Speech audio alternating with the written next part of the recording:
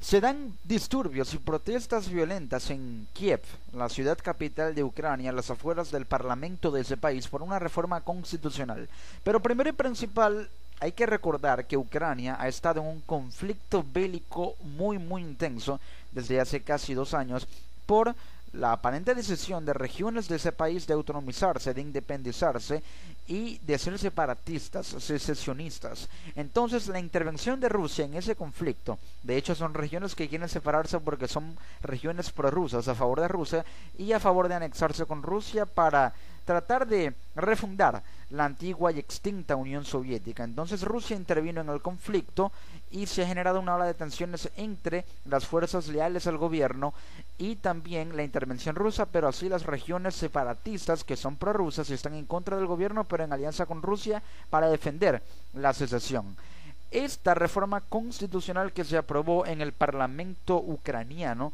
le daría un estatus especial a estas regiones. Pero, primero y principal, la muerte de otro miembro de la Guardia Nacional Ucraniana herido eleva a 2 los fallecidos por la explosión. Ya van, de hecho, 32 muertos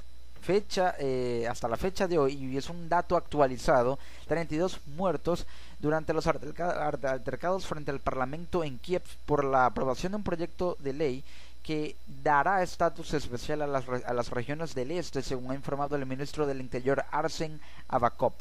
Unas 3.000 personas contrarias a enmendar la constitución para dar un estatus especial a las regiones controladas por los separatistas prorrusos se manifestaron este lunes frente a la Rada Suprema mientras se votaba en primera lectura el proyecto de ley para el cambio. Es decir, el proyecto de ley se estaba votando para cambiar, ser aprobado como ley, pero hay personas, 3.000 exactamente, que se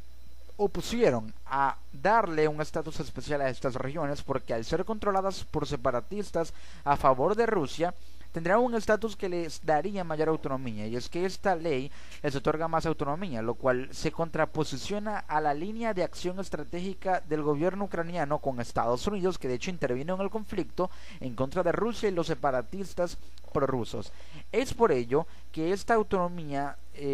no va de acuerdo a la línea de acción que tiene el gobierno en una estrategia para combatir a los separatistas prorrusos. De hecho, se llegó al acuerdo de Minsk en la que ninguno de los dos atacaría a ninguno de los dos bandos, un cese bilateral del fuego, pero esos acuerdos no han sido cumplidos, en los que por cierto intervino Francia, pero también lo hizo Alemania. Y hay que recordar que esos acuerdos no fueron cumplidos, y hay una escalada de tensiones que ha estado surgiendo y se ha estado maximizando por el aumento, el incremento de los bombardeos entre las fuerzas leales al gobierno, pero los separatistas prorrusos no se niegan o mejor dicho, se niegan a perder esta batalla y a perder por la autonomía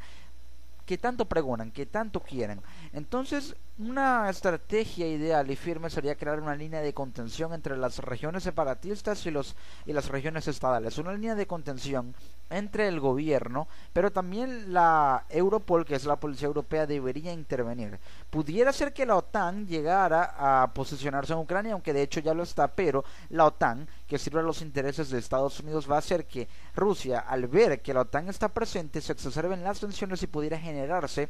partiendo de Ucrania, una nueva guerra fría o incluso una tercera guerra mundial, partiendo de esa zona. Por ello sería muy volátil que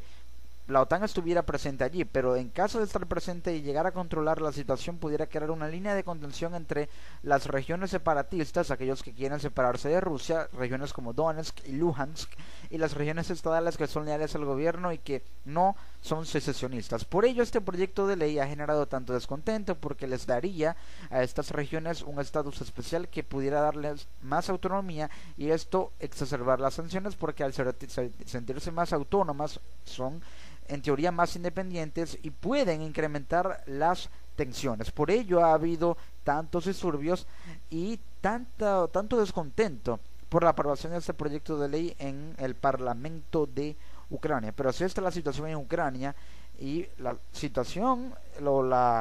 el contexto pudiera desarrollarse en un clima de una violencia tan extrema que incluso podría llegarse a pensar que